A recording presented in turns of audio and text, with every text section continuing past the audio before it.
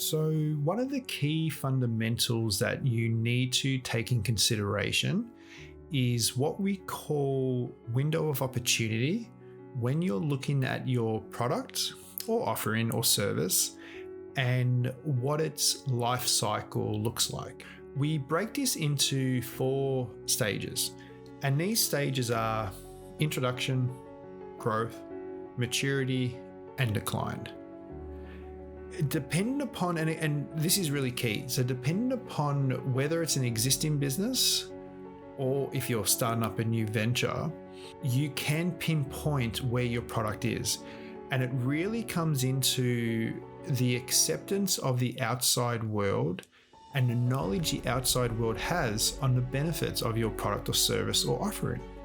You never want to enter a business, if it's an existing business, or buy into a business where you feel the product offering and the window of opportunity is at the decline stage, because it's not some of the key things we always want to tick off, which is long-term sustainable growth. Extremely difficult when you're on the decline phase of that. And a lot of businesses, when they purchase and they buy into franchises, it's exactly what happens. Blockbuster, perfect example. That window of opportunity for the individuals that purchased and bought into Blockbuster near the end of its product cycle, purchased at the decline stage.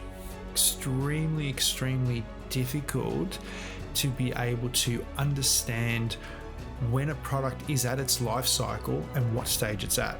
We run through a range of different algorithms and data insights to ensure that when we recommend your overview of who your business is and what your offering is, to ensure that we pinpoint where exactly your product or service sits inside these 1 or 4 stages. To us as well, depending upon if you're willing to go through a few years of pain, we do recommend that our clients stay away from a product or service that's at the introduction stage. And the reason is not that there's anything wrong being at the introduction stage. It comes to, do you have the team and the resources to educate your potential customers of the benefits?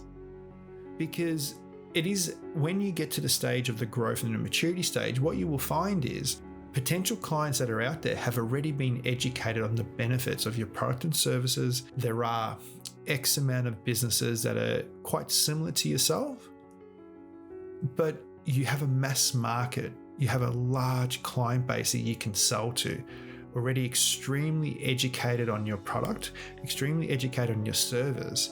It simply comes down to then credibility. What we tend to find also from a pricing point, and this is really crucial, the introduction phase for your window of opportunity are your early adopters. So they will tend to not always have a lot of money. You're going to struggle to get many large organizations that are willing to adopt your offering at this point, purely because their appetite for risk isn't there.